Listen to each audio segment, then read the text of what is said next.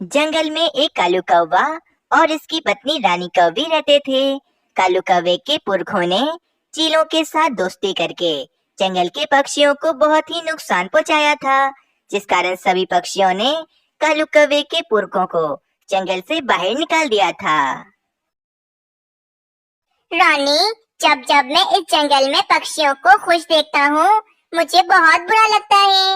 इन पक्षियों ने मेरे पुरखों को जंगल से निकालकर अच्छा नहीं किया है। परंतु कालू जी, पक्षियों ने बिल्कुल ठीक फैसला लिया था। आपके पुरखों ने जंगल के काफी पक्षियों को नुकसान पहुंचाया था। वो इसी के हकदार थे कि इन्हें जंगल से निकाल दिया जाए। तुम तो अपना मुंह बंद ही रखो। अगर तुम मेरे बेटे की माँ ना होती तो मैं तुम्हें इस बात की जरूर सजा देता। इस तरह कालू कौवा हर बार रानी कौवी को चुप करवा देता था और कभी भी अपने पुरखों के बारे में कुछ भी गलत नहीं सुनता था।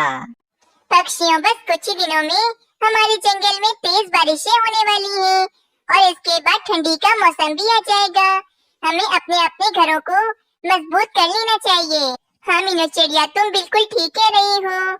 हमारे घर तो बिल्कुल भी मजबूत नहीं है। मीनू चिड़िया, पक्षियों, घरों को मजबूत करने की क्या जरूरत है? अभी तो हमने नए घर बनाने थे और मुझे पता है कि इस बार तेज बारिशें नहीं होने वाली हैं। नहीं कालू कौवे, जंगल में हर बार तेज बारिशें ही होती हैं और इस बार भी बहुत तेज बारिशें होने वाली हैं। अरे भाई पक्षियों, तुम सब इतनी चिंता क्यों करते हो? मैं अभी बादल भैया के पास जाता हूँ और उनसे कहता हूँ कि इस बार वे हमारे जंगल में बहुत हल्की बारिश करें। हाँ कालू कौवे, तुम एकदम ठीक कह रहे हो। तुम बादल भैया को हल्की बारिश करने का कह दो ताकि हमारे जंगल में पक्षियों के घरों को कोई भी नुकसान ना हो।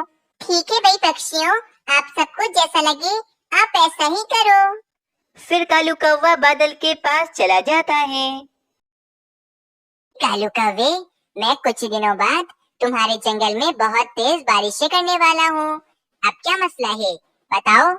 बादल भाई, आप हर बार बहुत ही कम बारिशें करते हो और जिस कारण हमारी फसलों को ठीक से पानी नहीं मिल पाता है।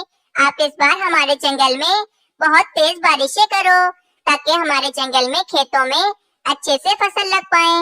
मैं तो कहता हूँ आप इस बार हमारे जंगल में पूरे एक हफ्ते तक बारिश करो ताकि हमारे जंगल में फसलें अच्छे से निकल जाएं। पर अगर कालू कौवे, मैंने पूरे एक हफ्ते तक तुम्हारे जंगल में बारिशें की तो तुम्हारे जंगल में तो सैलाब आ जाएगा। तुम्हारे जंगल में बहुत नुकसान हो जाएगा। अगर आपने हमारे जंगल में तेज बारिशें ना की तो हमारे जंगल में अच्छे से फसल नहीं लग पाएगी और हम सब पक्षी भूख के कारण मर जाएंगे। ठीक है कालू कौवे, जैसा तुमने कहा है मैं बिल्कुल वैसे ही करूँगा। मैं तुम्हारे जंगल में पूरे एक हफ्ते तक बारिश करूँगा। लेकिन मैं तुम सबको अभी से कह देता हूँ कि सब पक्षी अपने मजबूत से घर बना लें ताकि अगर जंगल में सैलाब भी आ जाए तो तुम सबके घरों को कोई नुकसान ना हो। ठीक है बादल भैया, मैं अभी सब पक्षियों के पास जाकर उनसे ये कह देता हूँ। फिर कालू कौवा वहाँ से चला जाता है। फिर कालू कौवा और रानी कौवी छुपके अपना एक मजबूत सा घर तैयार करने लगते हैं। कुछ दिनों के बाद जंगल में बहुत तेज बारिशें होने लगती हैं। अरे वाह भाई वाह, अब आएगा मजा। इतनी तेज बारिश में इन पक्षियों के घर नहीं टिक पाएंगे और ये सब पक्षी अपने घर से बेघर हो जाएंगे। फिर मजबूरन इन पक्षियों को इस जंगल को छोड़कर जाना ही पड़ेगा और मेरा बदला पूरा हो जाएगा। जैसे इन दुष्ट पक्षियों ने मेरे पुरखों को जंगल से निकाला था, वैसे इन पक्षियों को भी इस जंगल को छोड़कर जाना ही पड़ेगा। अरे मीनू चिड़िया, ये इतनी तेज बारिशें कैसे शुरू हो गईं? कालू कौवा तो कह रहा था कि इसने बादल भैया को कह दिया है कि इस बार बादल भैया हमारे जंगल में हल्की बारिशें करें। चलो तोते, कालू कौवे के पास चलते हैं और उससे ही पूछते हैं। फिर मीनू चिड़िया और तोता कालू कौवे के घर की तरफ चले जाते हैं। कालू कौवे, तुमने ये इतना बड़ा घर कब बना लिया? हमें तो पता ही नहीं चला। अरे तोते, ये सब कुछ छोड़ो। कालू कौवे, तुमने हम सब पक्षियों से झूठ क्यों बोला कि बादल भैया हमारे जंगल में हल्की बारिश करने के लिए मान गए हैं? मीनू चिड़िया, मैं तो बहुत ज्यादा परेशान हूँ। बादल भैया ने सब पक्षियों को धोखा दिया है। परंतु कालू कौवे, अब हम क्या करें? फिर कुछ देर तेज बारिशों के कारण सब पक्षियों के घर टूटकर नीचे जमीन पर गिर जाते हैं और किसी किसी पक्षी के तो अंडे भी टूट जाते हैं। मीनू चिड़िया, हम सब पक्षी बेघर हो गए हैं।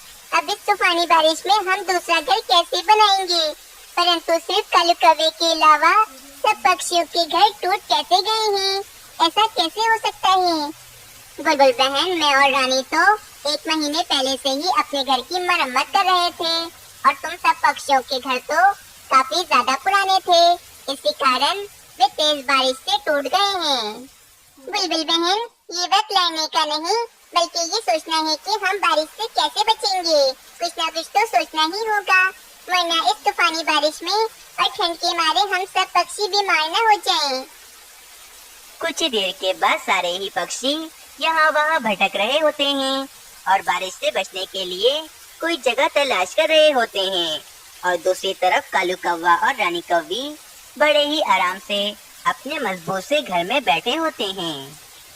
कालू जी, मैं ये जानती हूँ कि आपने बादल भैया को जाकर कहा है कि वे हमारे जंगल में बहुत तेज बारिशें करें, जभी तो आज पक्षियों के घर बिल्कुल टूट गए हैं और आज सभी पक्षी बेघर हैं। आपने इन पक्षियों के साथ बिल्कुल भी अच्छा नहीं किया है। आपके पुरखों ने तो गलती की थी, जिस कारण आपके पुरखों को जंगल से निकाल दिया था।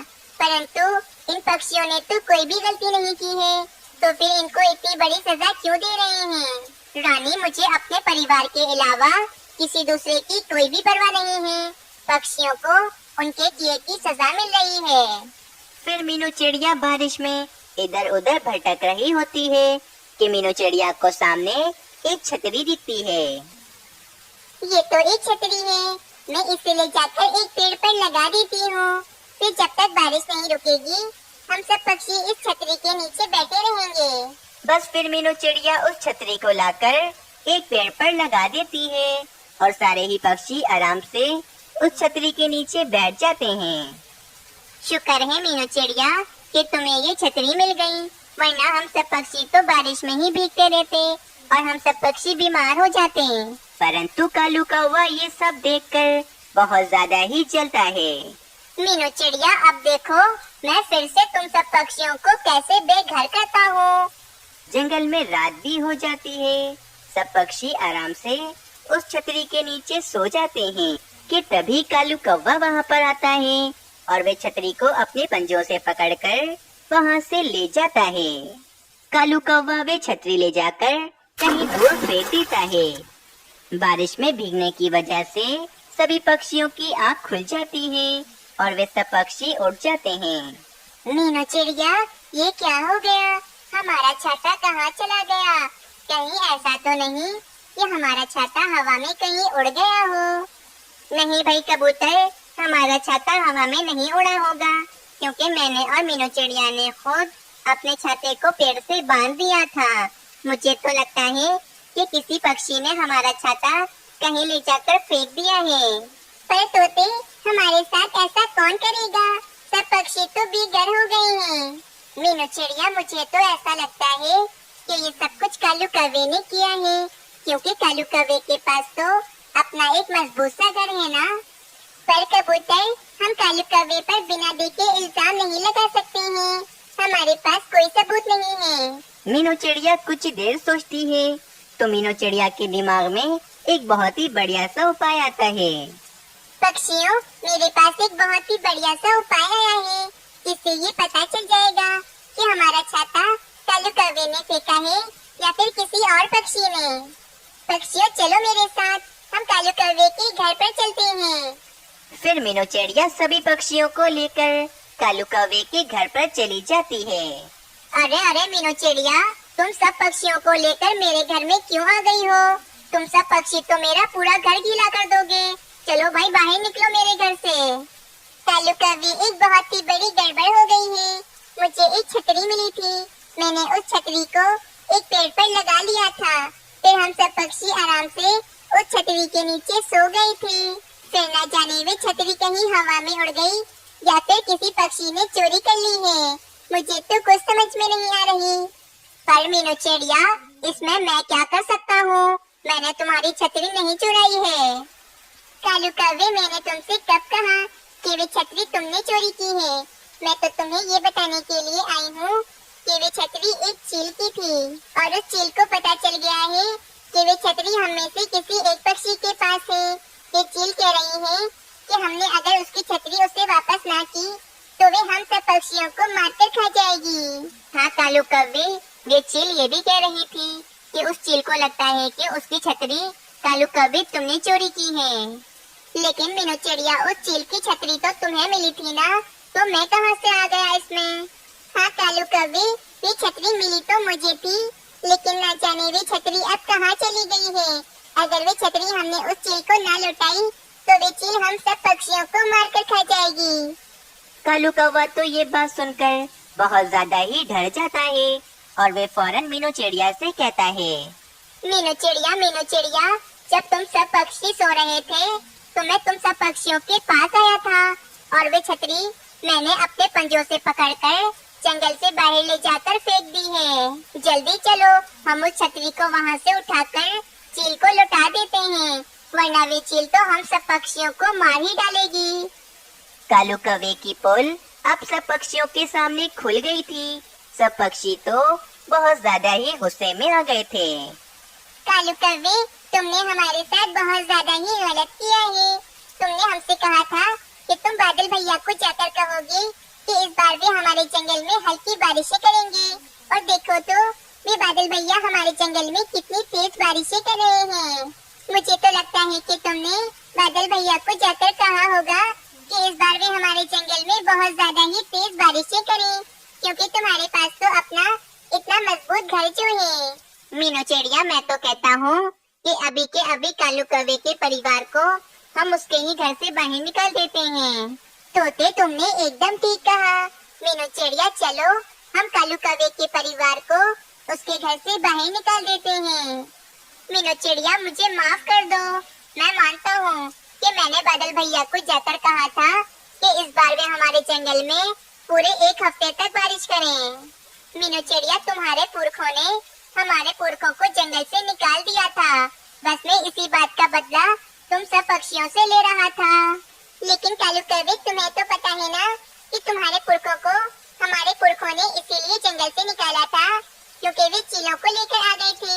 इसी कारण हमारे पुरखों ने तुम्हारे पुरखों को जंगल से निकाल दिया था।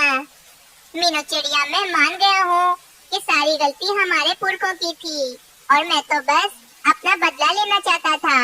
मीनू चिड़िया, मुझे एक मौका और दे दो। मैं अभी बादल भैया के पास जाता हूँ और उनसे कहता हूँ कि वे बारिश ना करें हमारे जंगल में। हाँ मीनू चिड़िया, कालू जी बिल्कुल ठीक कह रहे हैं। तुम हमें हमारे घर से बाहर मत निकालो, वरना हम कहाँ जाएंगे। फिर कालू कौवा फौरन बादल के पास चला जाता है। अगले दिन बारिश रुक जाती है, परंतु पक्षियों के घर तो टूट फूट गए थे और उनके पास अब रहने के लिए कोई भी जगह नहीं थी। कालू कौवे, तुम्हें अभी तक तुम्हारी गलती की सजा नहीं मिली है और तुम्हारी सजा यही है कि तुम सब पक्षियों को नए घर बनाकर दोगे। बस फिर क्या था, कालू कौवा एक एक करके सब पक्षियों को नए घर बनाकर दे रहा था। इस तरह कालू कौवे को अपनी गलती की सजा मिल जाती है। अगर आप सबको ये कहानी अच्छी लगी तो चैनल को सब्सक्राइब करें और कमेंट में अपनी राय देना ना भूलें।